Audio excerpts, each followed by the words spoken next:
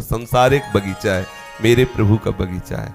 इस बगीचे में यदि आपको कोई सेवा है, माता पिता की सेवा, परिवार की सेवा, उसे प्रभु की मान करके की, कोई बंधन नहीं।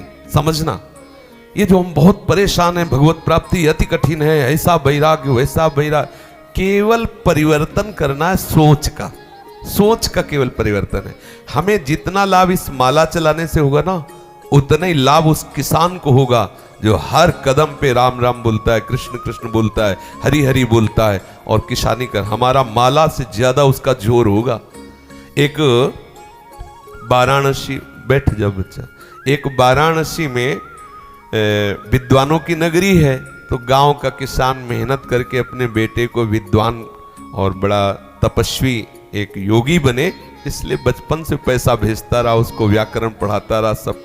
और बेचारा किसान था पर बहुत भक्त था, प्रतिपल नाम जप करता।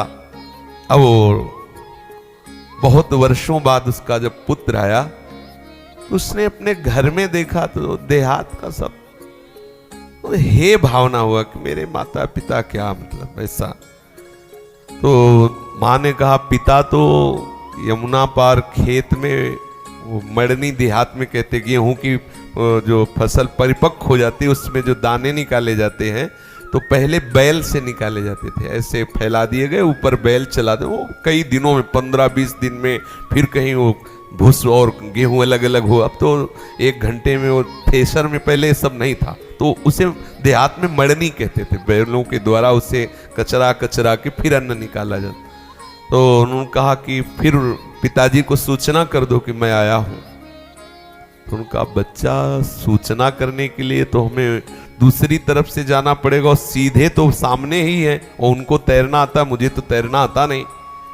तो या तो तुम बोले नहीं मैं क्यों जाऊं, आप चली जाओ, लेकिन मैं योग सिद्धि जानता हूं। और उन्होंने मंत्र पढ़ करके राख दिया कि आप डालना, आपको मार्ग मिल जाएगा। और ब्रह्मचर्य, तपस्या, व्याकरण सब पढ़ लिख के ऐसा किया। गई तो उन्होंने कहा कि पुत्र आया हो, तो बड़े आनंदित हुए। तो कैसे आई? तो उनका उसने राख पढ़ के दी थी।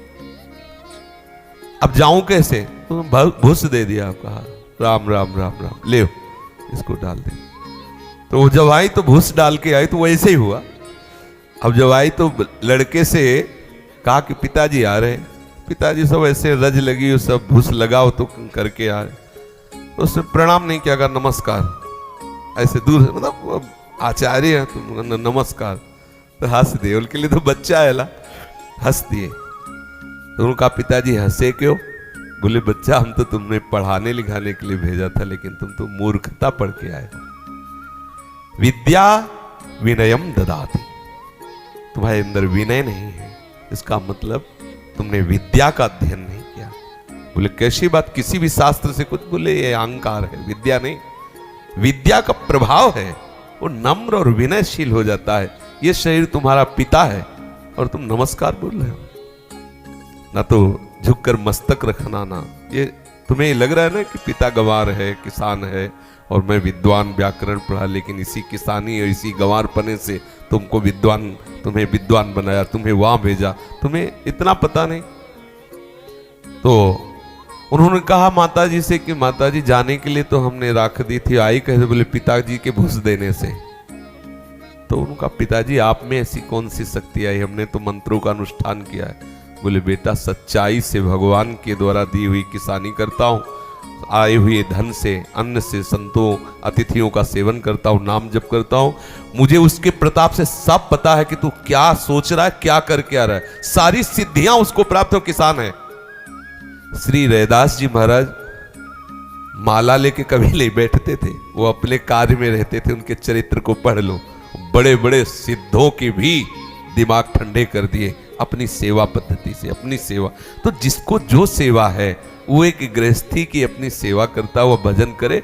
सच्ची मानना, भगवत प्राप्ति कोई दुर्लभ बात नहीं है, प्रभु हमारे हैं, वो मिलने के लिए तैयार हैं। बस आपको 2 बात समझनी, पहली बात मैं प्रभु का हूं, और दूसरी बात जो भी कर रहा हूं प्रभु के लिए कर रहा हूं। इतने से आपको भगवत प्राप्ति हो जाएगी। जो आप कर रहे हो, जहां हो, जैसे हो, हम मुझसे नहीं कह रहे, इतने से ही हो जाएगी। पर इतनी बात आने के लिए सत्संग की आवश्यकता है, साधु समागम की आवश्यकता है। तब आपका अंदर जो भाव है दृढ़, भगवत प्राप्ति कोई कठिन नहीं। पहले दिमाग से हटा दो कि भगवत प्राप्ति बहुत कठिन है।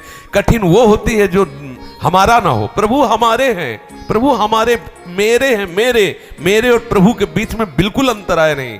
सच्ची मानिए, जैसे तुम्हारा बेटा, तुम, क्या अंतराय है? तुम्हारा रक्त, तुम्हारा शरीर का जो अपनापन पूरा, वो सब इसके ऊपर आ गया है। ऐसे प्रभु हमें प्यार करते हैं। हमारे अंदर भागवतिक शक्ति, क्योंकि हम प्रभु के अंश हैं, प्रभु के बच्चे हैं। अगर हम प्रभु से मिलना चाहे तो हमारे लिए कोई दुर्लभ नहीं। बस ये मिलन की चाह संत सदगुरुदेव की कृपा से बुद्धि शुद्ध होकर के इस बात में आ जाती है, जो भी कर रहे हैं प्रभु के लिए कर रहे हैं, मेरा प्रभु के सिवा कोई नहीं। बस इसी से भगवत प्राप्ति हो जाती है।